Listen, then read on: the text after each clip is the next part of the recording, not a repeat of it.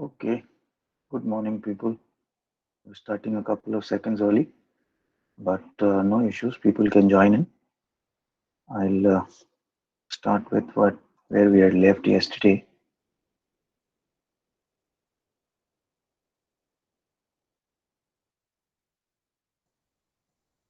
Mm,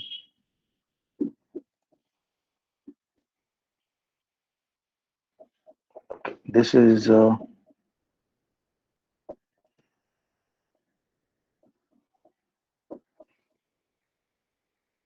something that we would be doing today, and prior to that, this is what we have done yesterday. We've done the major and minor components. The issue is all about and around the variable components, namely ozone, water vapor, and aerosols.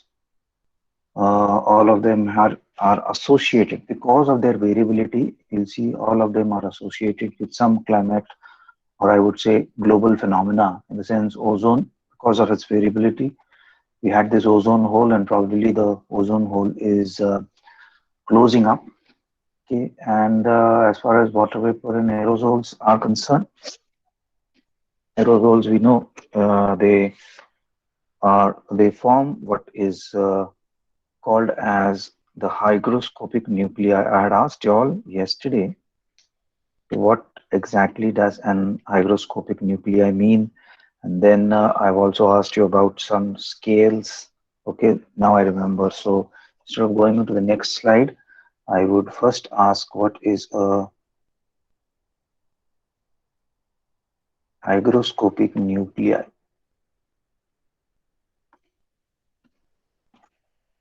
Anyone has any idea as to what hygroscopic nuclei is? Hygro, of course, nuclei. Split it in this way and try to understand what exactly should this be meaning. Okay, I'll give you a corollary. I'll give you a parallel. Okay, now you'll see that when you pull out a bottle from a chilled bottle of water from the refrigerators these days, the temperatures being high, what we do is we pull out bottles and we keep them on the. Of course, this is not chilled, but then had this bottle been pulled out of a refrigerator and would have kept around in at normal temperature on a table, what do you think happens? Okay, a similar thing that happens with a cold drink. I personally don't entertain cold drinks, and that's why I was giving you an example of this. That what will happen is within no time there is going to be a settling of water droplets on the outer side of this particular bottle. Now, why does this happen? Okay, you'll see that originally the temperature of this particular liquid is going to be probably at par at the temperature of the refrigerator. When you bring this out of the refrigerator and you keep it in normal temperature, what happens is the surface of this particular object, the surface of this particular object is going to serve as a hygroscopic nuclei for whom? Okay, you have a lot of water vapor around us right now. So you'll see that the air which is going to be around this, the air which is going to be around this, the temperature of this, the low temperature of this particular bottle is going to cause the air temperature around this to go down as well. And once this temperature goes down, when the temperature goes down, the capacity of air, okay, that air to hold water, it decreases, and because it decreases, it lets out water vapor in the form of condensation, and those droplets are nothing but a process of condensation. Now, can condensation take place anywhere and everywhere? No, condensation cannot take place anywhere and everywhere, and that is why this purpose of hygroscopic nuclei. Water vapor requires a surface on which it can condense, and any surface on which condensation can take place is in fact called as the hygroscopic nuclei. Okay, got this point? What is an hygroscopic nuclei? It's a surface on which water vapor can condense. the temperature of this surface obviously has to be lower than the surface of the temperature of the normal air around. Where else do you find condensation? You find condensation up in the sky. Okay, you'll find it up in the sky, and you'll find it near the surface also. Okay, where all do you have this? Your fog, mist, dew. Okay, and in fact, now these are liquid forms of condensation. Frost is a solid form of condensation. All of these happen near the surface as such. Okay, now this is fine near the surface. You're going to have a lot of material on which this can settle down. And just imagine what would happen if we would not have had aerosols in the upper air. Okay, had we not had aerosols in the upper air, there would not have been hygroscopic nuclei. And in that case, okay, had it not been for these various types of hygroscopic nuclei, there would not have been condensation. And had this not been there, you would not have had rainfall. As simple as that. Okay, so aerosols are natural, particularly, are going to be very important in the process of condensation.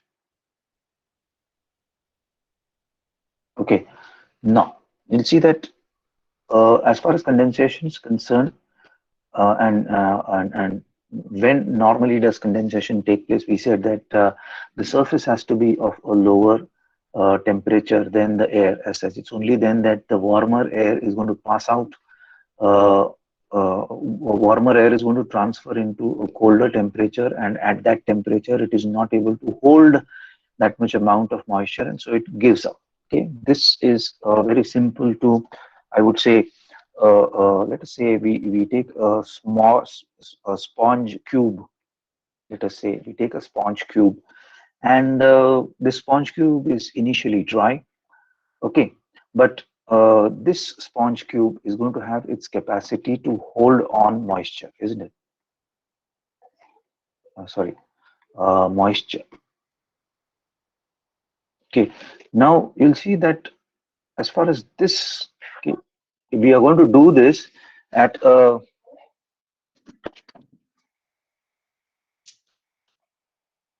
we are going to do this at a later end, understanding how all this happens. But since you all are students of science, I could bring in a few things of basic understanding here. Okay, you'll see that if this is a cube of sponge and I am going to drop in water droplets onto this, okay, it will absorb. It will absorb it, and it will keep on absorbing it till the point of time this becomes what? This becomes saturated. Now, what happens after it gets saturated? Every extra droplet after saturation that I try to add to this is obviously going to be let out from here. Okay, so if the saturation point is going to be 1,000 drops, okay, drop number 1,001 is obviously going to be let out. This happens because of gravity. Okay, at a particular level, at a particular temperature, the amount of moisture that this is going to hold is going to be defined, well defined as such. Okay, now when else can this sponge let out more water? If I am going to apply pressure. Okay, if I'm going to apply pressure to that particular sponge, I'm going to apply pressure to that particular sponge. I'm going to squeeze that particular sponge. That sponge is going to let loose water outside as such. A very similar thing happens with a parcel of air. Okay. Now let us assume that that same thing, instead of sponge, now this is a parcel of air. This is at some x temperature, x degrees Celsius. Okay. Now the capacity of this parcel of air to hold moisture into it. Now we know that yesterday we saw it's going to be 0.04% to 4%. I think this number is wrong. I'll get it back, but maximum is 4%. Okay, so the allowance of water to accumulate into this is maximum 4% max. Okay, of course you're going to have other gases as well.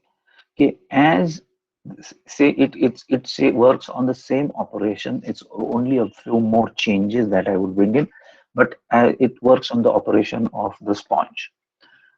That at a given temperature X, this air is going to absorb moisture, vapor, let us say H2O, vapor, into it. And there is going to be a point at which it will get saturated. And once it gets saturated, any other absorption will lead to condensation, and you will have it let loose in the form of precipitation here. This is how condensation yields you precipitation. I'm saying it in a very generalized way. We're going to do it in a detail at a later point of time, but please understand it. I'm not very sure if you have it in your syllabus. I'll just check it and I'll confirm it next week as well. But then, now, as compared to the sponge, this cube of air, this slab of air is going to have a few more other conditions as such. One, of course, you'll see that if if there is the pressure on this particular thing increases, if the pressure is going to increase, it is going to let loose water, one. But the other thing, which is not possible with a sponge, is if the temperature of this air, if it increases, if the temperature increases, the saturation will also increase. So it will now be able to keep larger amount of water in it. I'm purposely going very, very slow because understanding this becomes a bit difficult if you don't get the right sense of it. So if the temperature is going to go up, the saturation point is going to go up. And if the saturation point goes up, now this can hold more water as compared to what it was holding at an initial temperature. So warmer the temperature, more the capacity of this particular cube to hold water. On the other hand, if the temperature drops, the saturation point drops. Because the saturation points drop, you'll see that you will start having precipitation from this air, this mass of air, this cube of air, this block of air, as such. So, and you'll see that this is called as relative humidity. Okay, what is the percentage of moisture that can be held and in that particular block of air at that particular pressure and temperature? That is called as relative humidity. Normally, theoretically, let me tell you, is that when does condensation occur? Normally, condensation should occur when the relative humidity is 100%. What does this 100% relative humidity mean? That this block of air can hold 100 particles of water. So the moment 100 particles gather in here, it's only then that you're going to have 100% RH, that's relative humidity. But let me also tell you that you don't always have to wait till 100% humidity for rainfall. The reason being change in temperature, the reason being change in pressure. Of course, they are related to each other, because when temperature increases, pressure decreases. They are inversely proportional.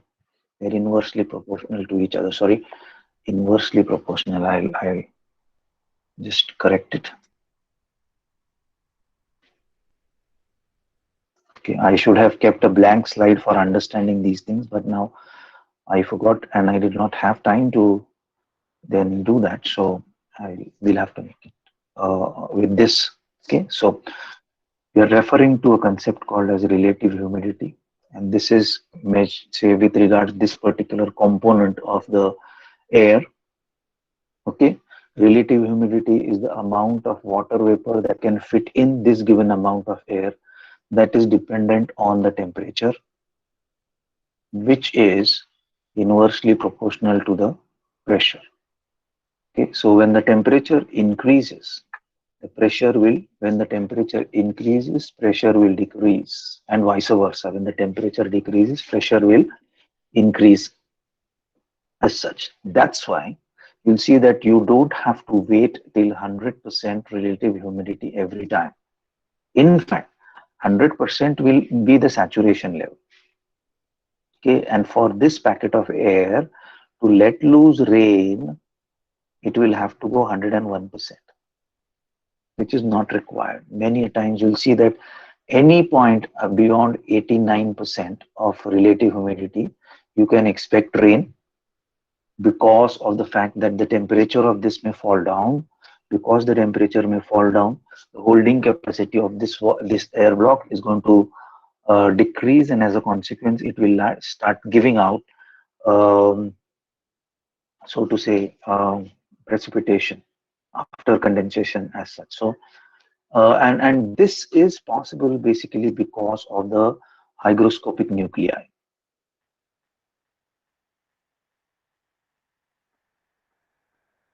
Okay, all this, okay, that rain falls ahead of 100% relative humidity is only possible because of relative hygroscopic nuclei.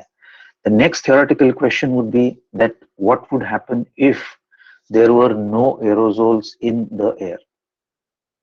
Okay, obviously, if there were no aerosols, there would not be any hygroscopic nuclei. So, if no aerosols, no hygroscopic nuclei. If no hygroscopic nuclei, then condensation. What would condensation? Okay, for condensation to occur, for that, temperatures would have to fall much below 0 degrees. Hygroscopic nuclei would still be, condensation would still effect, but only below, well below, okay, because in that case, you'll see that the water vapor would freeze. The water vapor would freeze and it would not require the support of a hygroscopic nuclei, sorry, for it to settle on and then transfer into a droplet. By the way, a small droplet of rain that you see falling down from the sky is basically a cumulative effect of thousands and thousands of microscopic drops of water coming together and forming that very small drop of rain that falls. Okay, now you see that normally you'll see that the raindrop without effect of gravity it would look like this, but in the effect of gravity you'll see that the raindrop, because it is pulled towards the earth, it looks that shaped. Okay, it looks in that peculiar shape as such. So that's another information that I wanted to pass to you all. You see that if you see though any clips of space and movement of air bubble in a space shuttle or in a spaceship as such, you'll see that the air bubble there does not have any shape as such. Okay, it's amoeboic in shape. You'll see that the astronauts keep on pushing it here and there, and in fact you'll see that they can just run their hand through that as such. But while it comes in contact with the gravitational force of the earth, the gravitational force starts pulling it down, and that's why the bulge of that particular drop moves towards the lower end of the whole structure, and that's how you get that peculiar shape of a water drop. Okay, I don't know whether we have it in our syllabus. I'll just check, as I said, and let you know. And in that case, we will again have to do this in a further more detail. But I've given you a fair idea of how condensation takes place. Okay, it's how it's related to relative humidity, how actual theoretical relative humidity, saturation of water vapor, 100% relative humidity. That's also called as dew point, by the way. Saturation point is also called as dew point. Okay, so it's and with hygroscopic nuclei around you, you will not have to wait till 100% relative humidity. Rain could fall beyond any time beyond 88, 89 degrees. It differs from place to place. 88, 89 percent of relative humidity, dependent on rise and fall of temperature as such. If the temperature rises even at around 95, 96 relative humidity, you will not have rain. I'm just giving you hypothetical conditions. Okay, so uh, air, packet of air, the percentage of water vapor in that. Okay, and in relation to, that's why it is called as relative humidity. A packet of air, how much of water vapor does it have, and how much more water vapor it would require to get saturated. That proportion is called as relative humidity. The capacity of that air to hold water and the actual amount of water vapor that you have in that particular air, the ratio between these two is called as relative humidity. Okay, technically it should be 100, but it does not have, you don't have to wait till 100 basically, because the hygroscopic nuclei function around it. One, you'll see that the temperature and pressure changes will function on it too. As a consequence, you would have a rain condensing much ahead of time.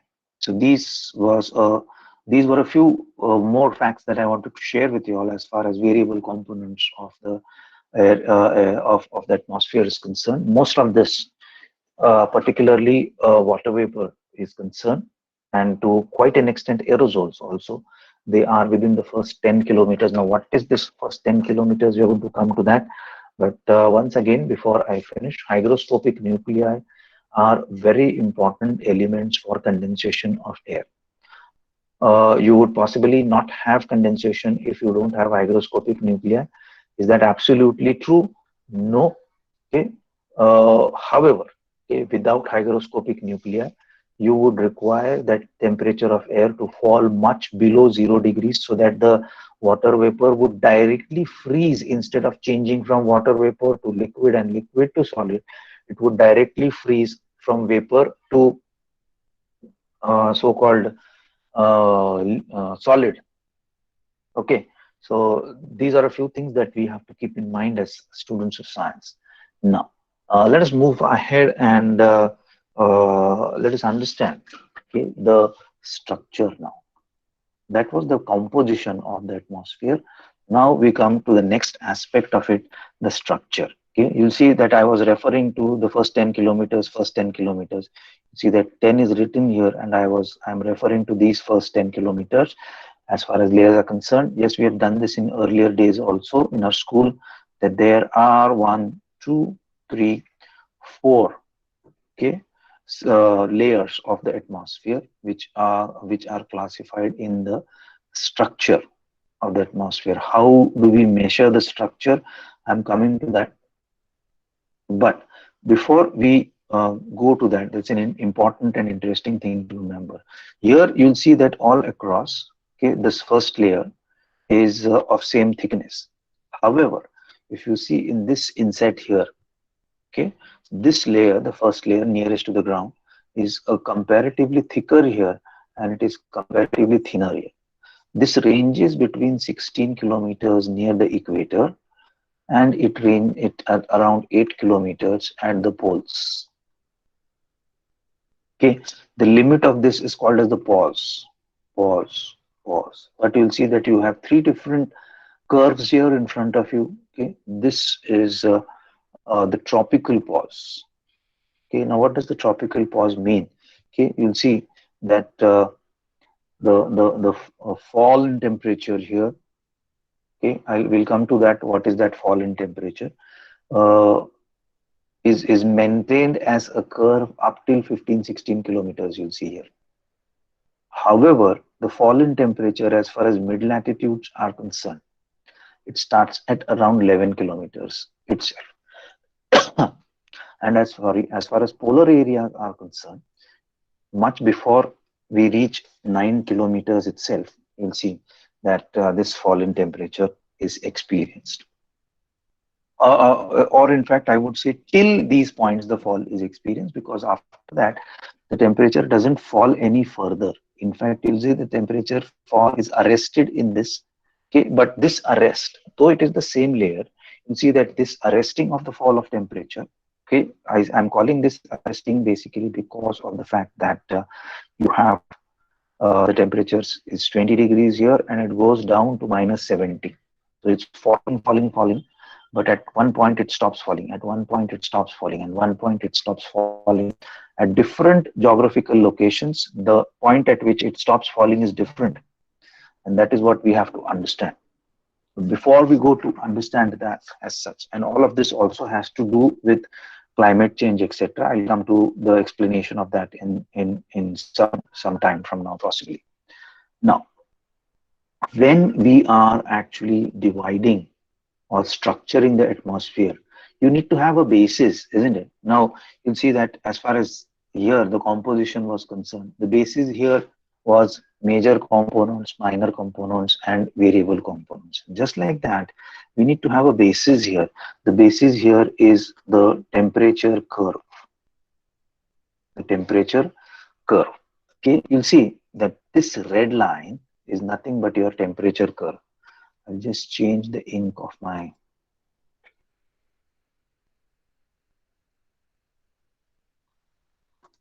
so that there is no confusion about it. I'll change the ink to, okay, I'll change it to this color. Let me see. Yeah, okay, I'll use that color. Now, you'll see that as far as this red line is concerned, and I'm tracing that red line all along, how do you see it going? Okay, you'll see that in the first 10 kilometers, okay, the temperature is falling. The next 40 kilometers, the temperature is rising. After that, another 30 kilometers, it is falling. Beyond which, however, you start that it is increasing. This is a very interesting phenomena. And in fact, this temperature curve, you'll see, is actually used to structurize the atmosphere. Because at every point of difference, we divide it into layer number 1. From here to here, you're going to have layer number 2. From here to here, you're going to have layer number 3. And here onwards, you're going to have layer number 4. There are 4 layers structuring in the atmosphere. Each of the layer is equally important. What happens is in lower classes, we do emphasize more of troposphere, and that's why we get a feeling that troposphere is one of the most important. Yes, it is important, but that at no point of time demeans the importance of all any of the other layers, or in the earlier slide we saw any of the other gases. Each one of the components has a typical role to play and perform in the whole issue. As such, I'll just change it back to black. Okay, so this change in temperature as you go up from the surface. Okay, this is called as lapse rate.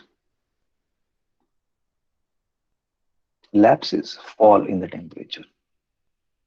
As far as this lapsing or lapse rate is concerned, as far as this lapse rate is concerned, it is, as we see, it's at different points, it's different. But the other day we saw that if we extract all the carbon dioxide from the atmosphere, the average temperatures of the earth would be much, much lower as compared to what they are today. What are they today? You'll see that it is here. The average temperature is around 16 degrees centigrade. As I move away from the surface, the temperature slowly starts falling. What is the rate at which it falls? It is around 6.5 degrees centigrade per kilometer, and this is called as normal lapse.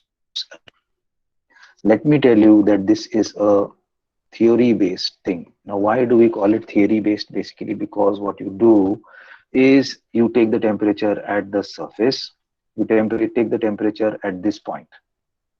Okay, this is, let us say, A, let us say this is B. What you do is A minus B. You get the change in degrees temperature, X. And then you measure this, you get 10 kilometers.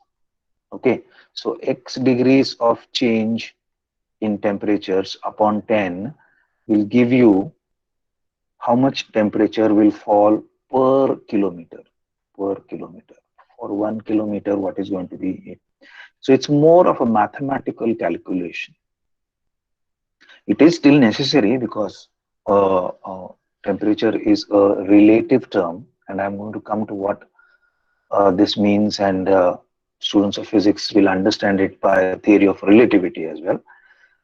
But coming back to the fact, why I'm referring to it as a theoretical concept, a mathematical concept, because as regions change, this may change. In a dry area, the lapse rate is going to be different. In a wet area, the lapse rate, wet area, the lapse rate is going to be different. In a in during the daytime, the lapse rate is going to be different. During the night times, just see the variations. During the night time, this is going to lapse rate is going to be different. During the summer, this is going to be different. During the winter, it is going to be different. There are so many ways of understanding lapse rate. And then you have what is also called as environmental lapse rate. Now, what is environmental lapse rate? If I go to the equators and I stand in an equatorial forest and I start measuring the fall in temperature there, it's going to show me a particular level. Then I come to the monsoon regions, it's going to be different. I go to a desert, it's going to be a different. I go to a polar region, a coniferous region, it's going to be different. I go to the tundra region, it is going to be different. So this is environment. Within a daytime also, you could have it changing. We'll come to those details when we have understood a few more things about this. So this is the normal lapse rate, which is a theoretical lapse rate. But we understand lapse rates as dry, wet, diurnal lapse rate. Okay, that's daytime, nighttime, seasonal lapse rate, that is summer, winter, environmental for a particular climatic region. As how do you understand what that is all about? We're still to enter the structure, but then there are a few things that we need to speak about. I just have written that the concept of temperature. What is temperature? It is basically measuring the intensity of heat. You measure it in different units, isn't it? You measure it in degrees Celsius, you measure it in degrees Fahrenheit, and you measure it in degrees Kelvin. Has anybody at any point of time thought, why do we require three types of measurements as far as temperatures are, temperature intensity is concerned, or heat intensity measurement is concerned? We'll come to this. However, before that, before I digress into something else, we were to speak about relativity. Now, what does this relativity mean? I'll write a number. Let us say 20 degrees centigrade. When I write 20 degrees and I ask you to imagine the feeling at this particular degrees Celsius, you would certainly have a very cool feeling. Okay, I don't have to give you telling you, because we all know that presently temperatures are much above that, and 20 would be very pleasant. And you'll see that on your air conditioners, you post these temperatures 21, 22, 23, 24, depending on your comfort level. Okay, now this will certainly look comfortable when I write 25 degrees centigrade next to it. So this is going to be relatively cooler than 25. I had a feeling that yes, 20 degree is cool, and definitely when I write 25 degrees next to it, it's definitely going to be cooler. But if I stay somewhere in the coniferous region, somewhere in Canada, northern parts of Canada, my average daily temperatures are 15 degrees centigrade. In that case, 20 degrees is obviously warmer. So person who is staying at an average conditions of 15 degrees will obviously feel this to be significantly warm because we stay in a tropical region, because we experience temperatures around 30 degrees centigrade and more. We always have a feeling that 20 degrees is going to be cooler. But for a person coming from this geographical area, this is going to be warmer. So let me tell you that temperature is a relative concept. And remembering this is going to be very, very easy, very, very important, and it will help you to go to understand the concepts of low pressure in in higher latitudes. Okay? Low pressure in higher latitudes, there this whole concept of relativity of temperature is going to play a very, very important role. Okay, pakka you have to fit it in your mind that any temperature that you write is going to be relative. As far as it has a higher value next to it, you will call it as cool. But the moment you have a lower value next to it, that becomes warm. That's a very interesting thing that one has to study in say the relativity of measuring temperatures. I just said that when we measure temperatures, we do it in degrees Celsius. We do it in degrees Fahrenheit, and we do it in degrees Kelvin. Now, what exactly do these three things mean to us? Okay, it should be known to you because you are students of science. You have done 2 years of science, okay, intensive science in 11th and 12th. Okay, even though you may not have scored very good marks, it hardly matters if you have done your subjects well. Okay, and what I mean by when I do say, oh sorry, I did, I'll just write this and I'll come back to this the moment I finish this. Okay, you'll see that the amount of marks that you score, okay, will help you to get into a college and so on and so forth. But at some point of time, you have to give back to the society in the form of a job that you are doing, a job that you are at. If you are sincerely doing your job, you would obviously be requiring, your marks will not help you, but the detailed knowledge of the subject, the basics of your subjects are going to be very, very important for you. How you understand the concepts of science, how you understand the philosophy of science is going to be something that's going to be helping you. You would say that what if I'm not working in a field of science? It hardly matters. A lot of basic sciences are actually, laws of basic sciences can be used for day-to-day life also. Just like I said, the relativity of temperature, many people don't understand this, and because they don't understand it, at a layman level, there is a lot of confusion when you say that there is a low pressure belt at 60 degrees latitude. Low pressure belt at 60 degrees latitude. We say that actually low pressure is associated with high temperatures, isn't it? But how is it then you have a low pressure at 60 degrees? So if you are not known to the basics of science, it becomes very, very difficult. And that's why one of the basic questions that I wanted to pose you all is, what is the difference between degrees Celsius, degrees Fahrenheit, and degrees Kelvin? I'm sure you may have had it at some point of time in one of your textbook. It could be your CBSE, it could be your SSC, HSC textbooks as such. But you'll see that we are so engrossed in scaling new peaks every day that yesterday I got 89 marks out of 100. Today I have to get 91. Tomorrow I have to get 93. In this process, okay, the race to 100 is so intense that we forget that we are actually learning a subject. We have a subject to learn and we don't have marks to conquer. 100 is not a Mount Everest wherein we have to conquer that.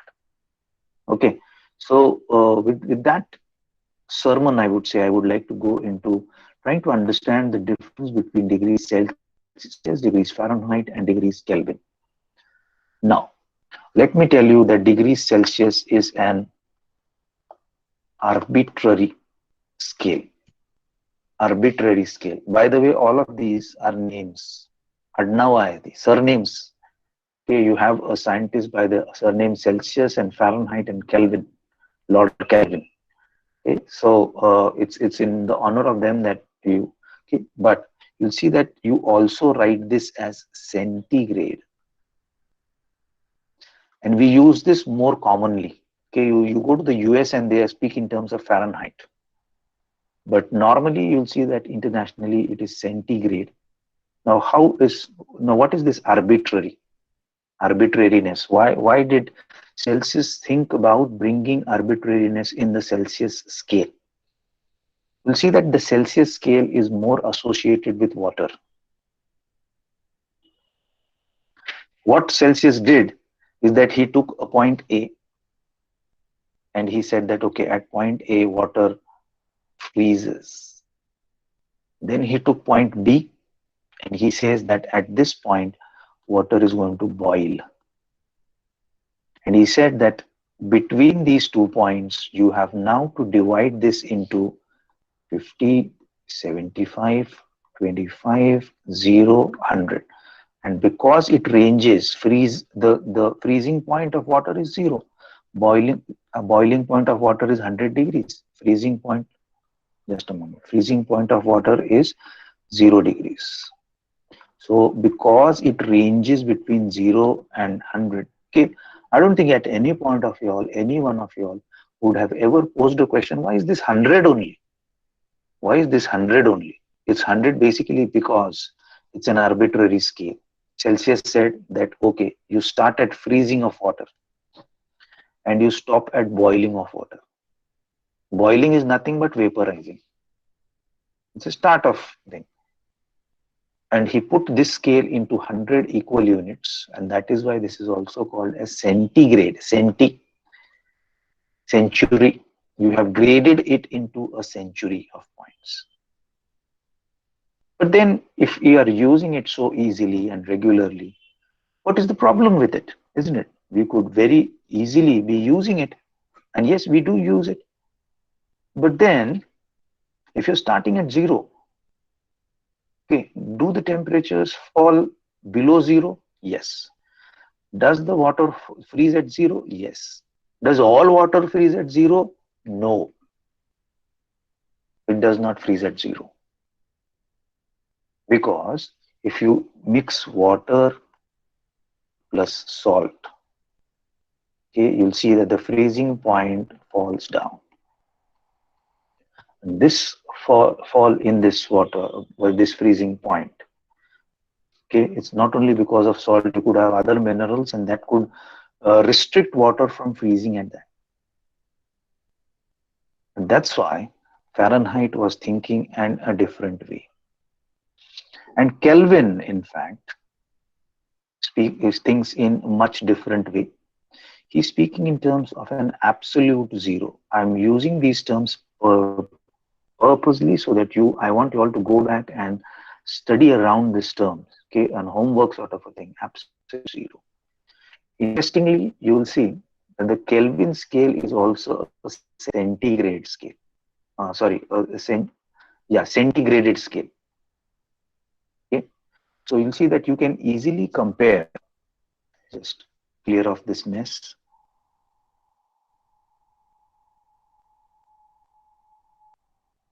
Okay, you take degrees Celsius. Okay, 100 degrees Celsius. Okay, you can equate it to the Kelvin, degrees Kelvin. Fahrenheit, however, you have to calibrate. I've given you the theory behind this. I want you all to read about Kelvin. I want you all to read about Fahrenheit. If you get material about this, it's going to be 4 or 5 days before we meet again next Monday.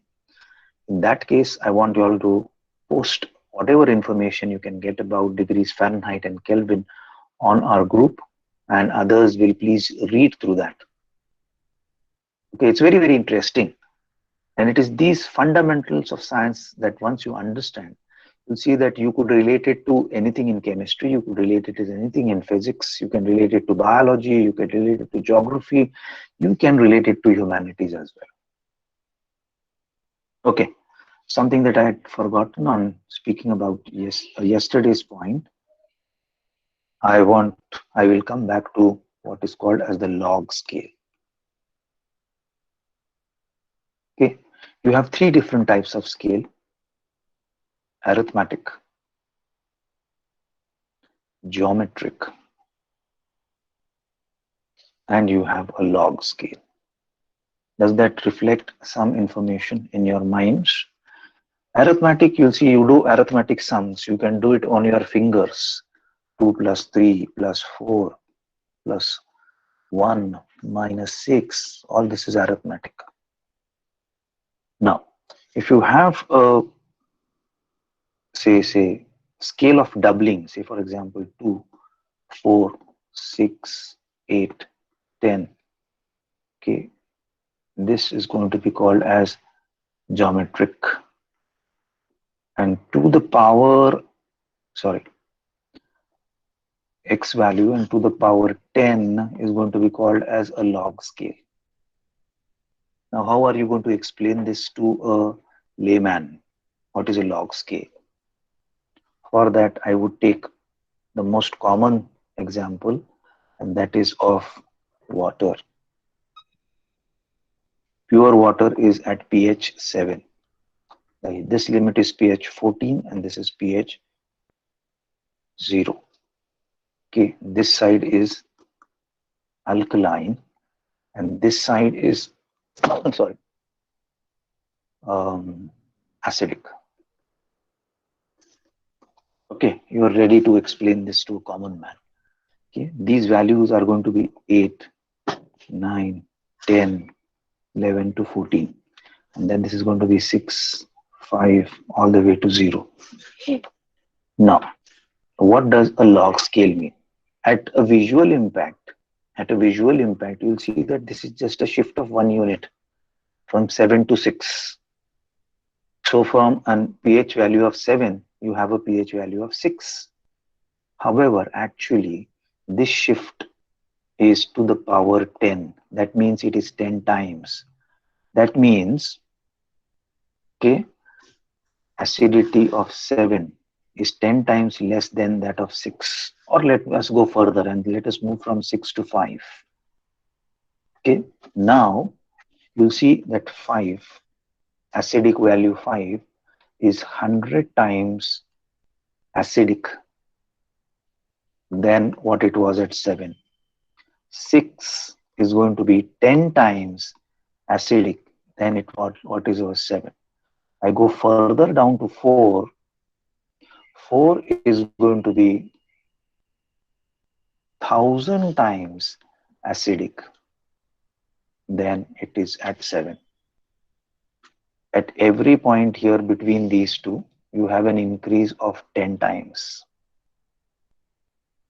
That is what a log scale means. And that is why within 7 units, you come to the worst of the acidic substance on this planet. And here you come to the worst of the basic substance, alkaline substance on this planet.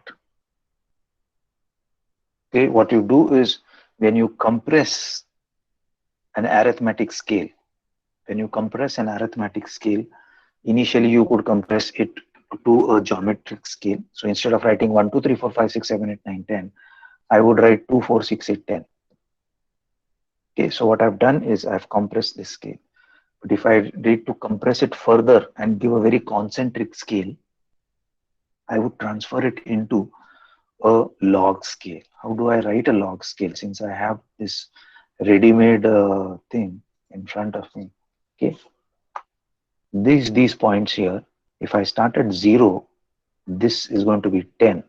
This is going to be 100. And you must have done this as a part of your experiments in 11th and 12th. This is going to be 1,000. This is going to be 10,000. Sorry, 10,000. This is going to be 1 lakh. This is going to be 10 lakhs. Okay, I would say this is again a arithmetic scale. It's only that I have not written here 1 and 2, and 4 and 5, and 7 and 8, and 10 and 11.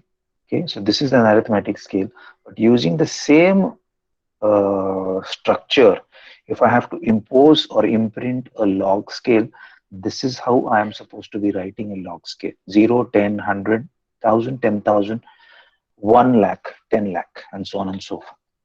What do I do? Okay, you'll see that now, if I have to write 1 to 30 in this will come within this. So instead of using this much of paper to represent 30, I am using only this much of paper. So what I've done, I've compressed the scale. Compression is very important. And just as I said, from between 7 and 1, you take the most, you reach the most acidic substance. You'll see that between 1 and 10 on a Richter scale, you come to the most destructive volcano on the surface, earthquake on the surface of this planet. Of course, earthquakes are related to volcanoes only, but I don't want to mix it up. So I will limit myself to an earthquake, because you'll see that around 3.5 to 4 on a Richter scale, it's a very normal thing to happen around us.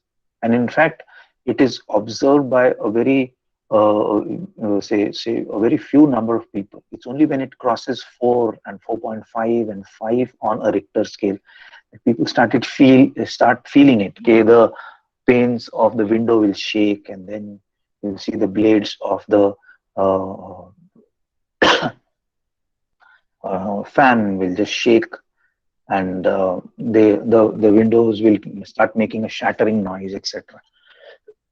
But from 6 to 7 and 7 to 8 and 8 to 9, you'll see that it will rapidly increase in its intensity. Having said this, if we are to imagine, okay, nowhere on this planet we at any point of time have had an earthquake of around 10 or perfect 10, basically because an earthquake of 10 on a Richter scale would be where land would be curling up and down, just as water waves. Just as you have those waves on sea, you would have waves of such category on the land, and it's then that that particular earthquake is going to be the maximum earthquake on Richter scale 10. Okay, decibel is also the same. The other day I was referring to this. Okay, there are many. Okay, the more you want to compress a particular scale, you would be using right from arithmetic to geometric to a log scale. Okay, so I believe you would be understanding this with all these digressions that we have had. But of course, these were necessary digressions as such. We hardly have had time to enter the structurization. Okay, but let me tell you that this structure is based on this temperature curve, and you'll see that this looks like inverted a letter W or a M, whatever you want to say. Now, unfortunately, what many times happens that students will only remember that this curve looks like a W. So they will, when they draw this in their exams, they will either draw a perfect W or they will either draw a perfect M. Okay, failing to realize that this is the shorter arm of it and this is the longer arm of it, and it is not absolutely straight. There is some curvature in both these areas as such. And that's why being very attentive during classes is necessary. If you're going to go by hearsay material, you would land yourself into trouble. I've seen students who take literally rulers and draw this. Okay, you'll see that definitely there is a difference here. I'll just clear this off and highlight it once again. Okay, you'll see that this curvature is very interesting here. This is not a straight line. Similarly, this curvature is not a straight line. Okay, so that's a very important thing that you have to remember. Why does this happen? We'll go into the details of this when we meet for our next lecture on Monday. I will stop here and return back. And just in case you have any observations for me, additions, you can let me know about it.